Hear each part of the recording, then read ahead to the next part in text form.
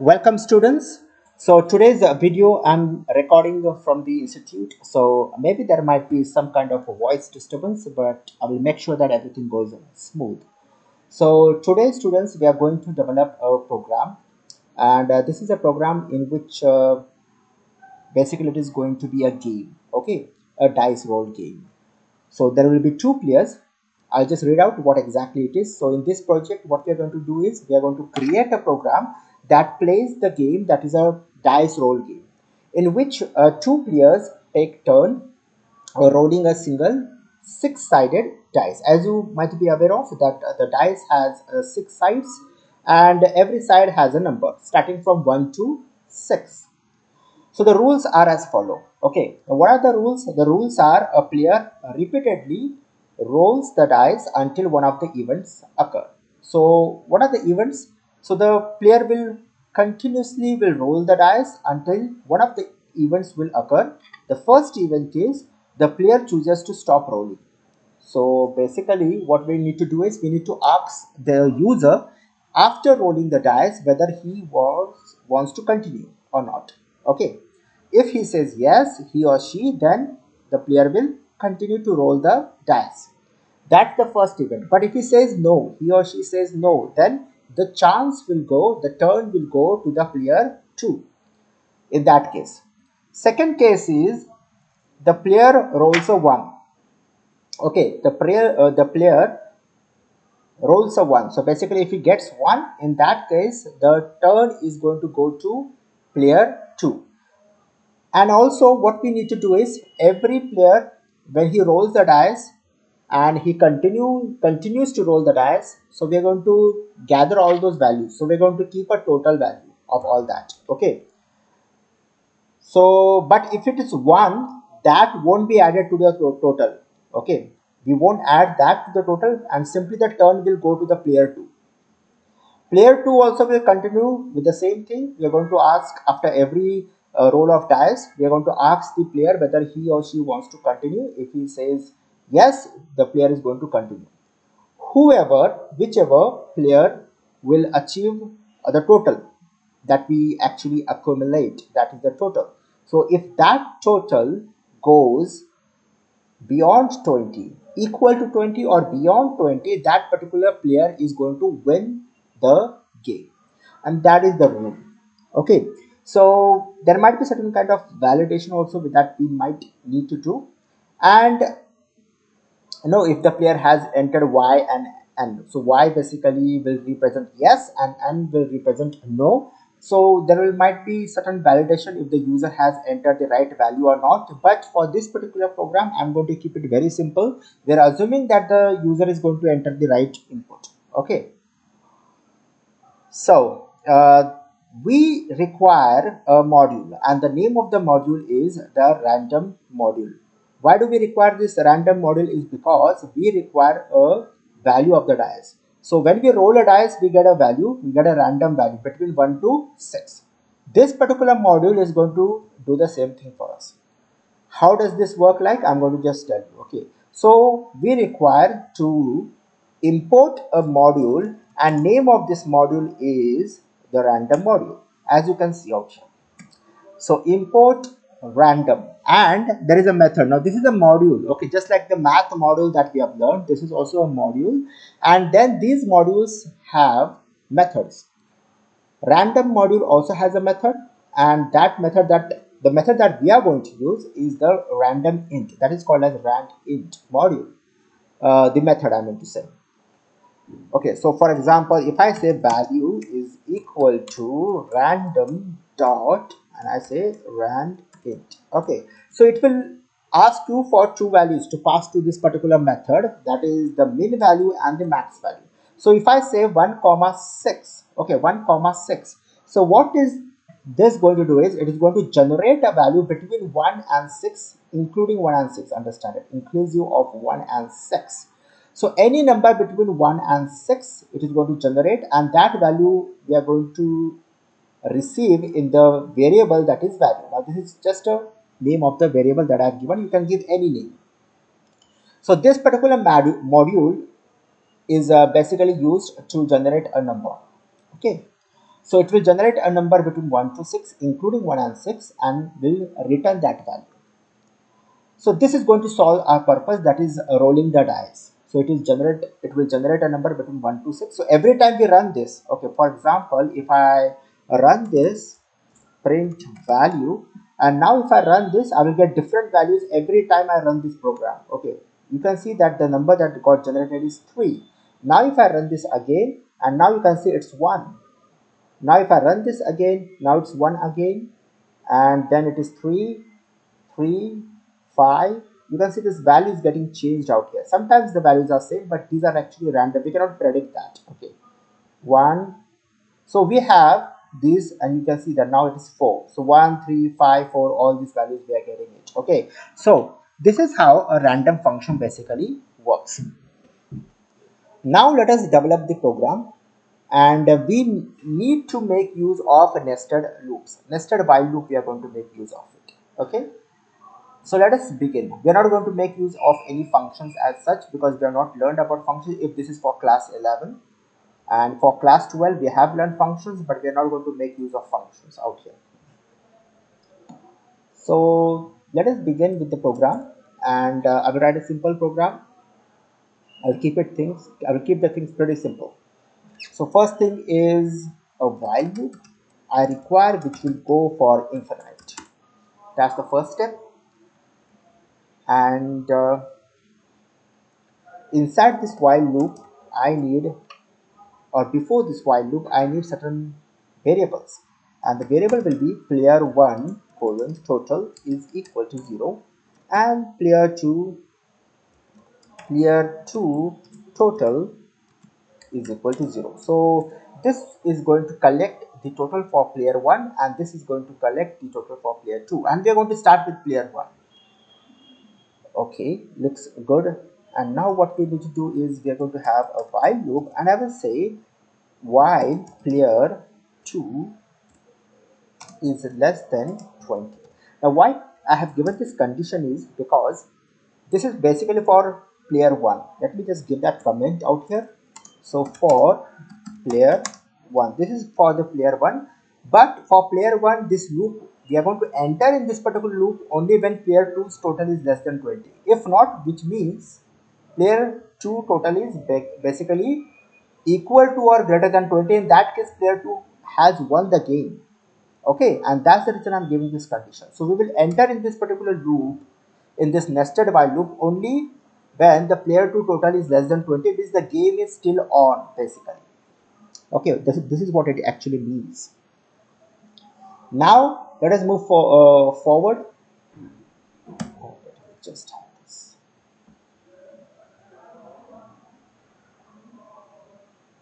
Okay, few things I'll just fix up. And I don't require brackets out here. I have a habit of giving brackets, but we don't require brackets. Okay, now the next thing is I'm going to generate a value, that is random dot, that is rand int, and the value will be between 1 to 6. So I'm going to have a value, and then I'm going to say print, and I'm going to say player 1 has rolled the dice, and I'm going to print that value, what value it has, that is value. Looks good. Let me just give a space over here to make PyCharm happy. And now the next step is I'm going to check if value not equal to 1, right? That's the condition. If the value is 1, then the turn is going to go to player 2. So the first condition is value should not be equal to 1, and if it is not 1, then what I'm going to do is I'm going to collect that into the total. So I'm going to say player 1 plus equal to value. I'm going to keep on collecting that total, that value, right? Else, what is else part will mean? Else part will mean that value is actually equal to 1, not equal to 1, or it is equal to 1 basically. Then that's the else part. If value is 1, so the turn goes to player 2, right? Okay, one more thing, after collecting the total I'll print over here, that is player 1 has the total, and then print the total. Give a colon, clear 1 total.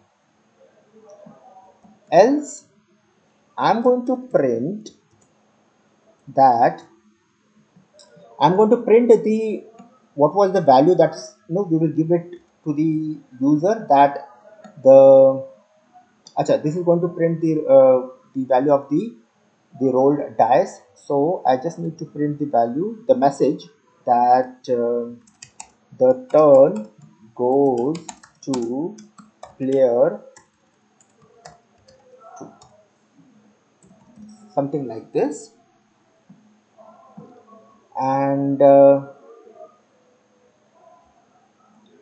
okay, inside this, if the value is not equal to 1, so what I'm supposed to do, I'm going supposed to ask the player whether he wants to continue or not. So I'm going to say choice is equal to input.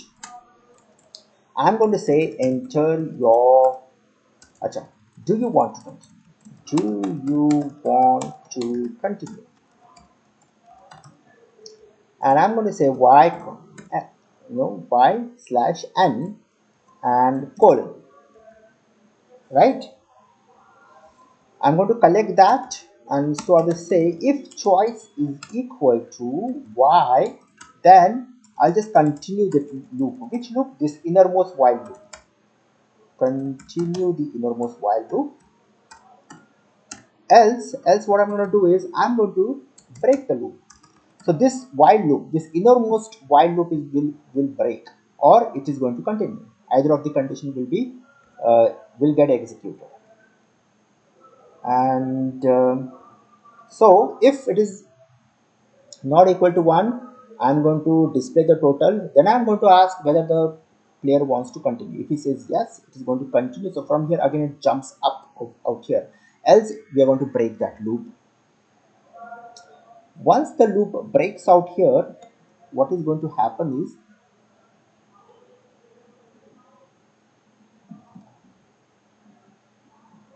then the same loop, I'll just copy this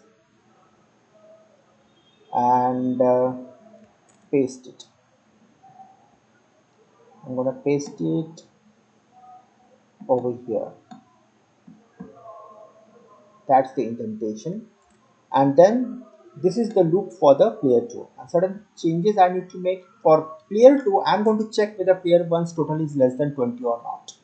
I'm going to generate a value between 1 to 6, and then I'm going to print the message that player 2 has rolled the dice and then the value. Then the same condition for player 2 as well, and this I'm going to collect the total in player 2 total, right? And I'm going to display that total of player 2, and the same condition, everything goes same. Then that outermost loop, okay, this is the outermost loop, right? This one, when will this loop break? This is true, right? So this is an infinite loop, so I need to apply some condition that after this loop gets over, the innermost loop, that is the for the player 1 and this is for the player 2, outside this loop what I'm going to do is I'll check if player 1 total, if it is greater than equal to 20, either this, or I'm going to say player 2 total is greater than equal to 20. If either of this condition is true, then I'm going to break the loop, which means that we have achieved, the game is actually over, right? And so space and space and break. So this particular break is going to apply on this outermost loop, right?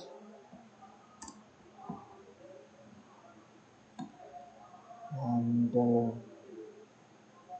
okay, looks good to me. Now let us just run this and see what happens if there is any issue. And just before I run, let me just check that everything is fine or not. So player 2 has the total over here, that will be player 2 has the total. And do you want to continue? Okay, if this breaks, then again that first loop will run, the innermost loop.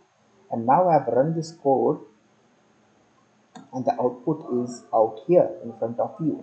Okay, so basically it says player 1 has rolled the dice, that is 5, and player 1 has a total 5 because that was the first value, so it is 5, so it's perfectly fine. I say y, and now it says player 1 has rolled the dice 1. Now you can see, since it has rolled 1, what is going to happen?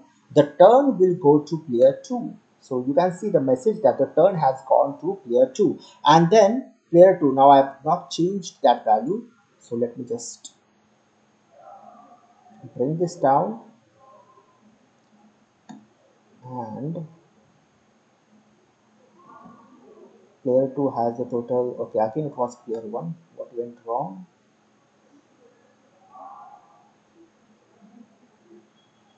Has the totals. Okay, let me just check.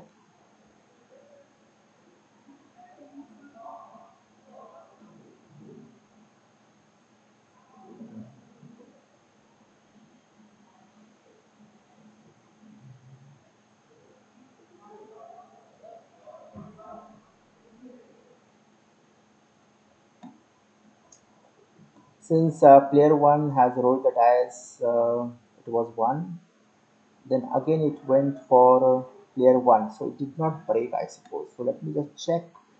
So if it is y, then continue. If, okay, what we need to do is this goes to player 2 and then we need to break out. That is important. And same thing will be out here. We need to break that. Okay, now let me just run this, and so we have started from here now. Acha, player 1 had rolled 1, and so it went to player 2. So player 2 has rolled the dice, that is for 6. The total is 6. I will say continue. Does the player want to continue? If I say yes, and now you can see it's 4, and previous value was 6, so 6 plus 4, now the total is 10. I will say again yes, and now you can see that player 2 has rolled the dice, that is 1. Since he has rolled the dice, that is 1, the turn goes to player 2. Now I've just not changed that message, that is player 1, so this is basically player 1. You can see, so player 1 has rolled the dice, that is 2, and the total is now 2, because that was the first, dice that he has rolled. If I say yes, now it is again 2, and now the total is 4. If I say y, yes, it is 9, 5 and 4, 9. Okay, now it's 12, 16, 19 and 23. And now what happens is, okay, it is not stopping. So I just need to print the message that after this total, I need one more condition. If this is for, if it is greater than equal to 20, I need to break. And before breaking, I need to print the message that player 1 has won, right? Something like this. Let me just copy this, and I will paste it out here. Same thing, and just I will make this as player 2, and certain that message I wanted to change. Player, the turn goes to player 1. This is player 1 basically. So this is going to break the loop, then this condition is going to get checked, and ultimately this condition gets checked and the outermost loop also gets break. Okay, so again I'm going to run this, and you can see that player 1 has rolled the dice, that is 4. Good, I'm going to say yes, I want to continue, so that is 2, so total becomes 6. Now again it is 6, so 6 plus 6, that is 12, 15, and now it has rolled 1, so now the turn went to player 2. So player 2 has 2, that is the value that he got from the dice, so total is 2. That was the first time that he has rolled the dice. Now it's 3, so that's 5. And now what happened is, uh, Player 2 rolled the dice, that was 1. So what happened? It went to player 1. Player 1 rolled the dice, that was 5. And now the total became, 20. Because previously the value was 15 out here. And so now it became 20. And you can see player 1 has 1. So that's the perfect. Now it is really working perfectly. So this is how you can develop the game. I hope that this activity is very much clear to you. I'm going to upload this particular program on the mobile app so you can download it and you can use it. So it's a very nice activity. Please implement it. Just don't watch the videos. Unless and until you don't implement, you cannot learn things. So that's it for today. Bye for now.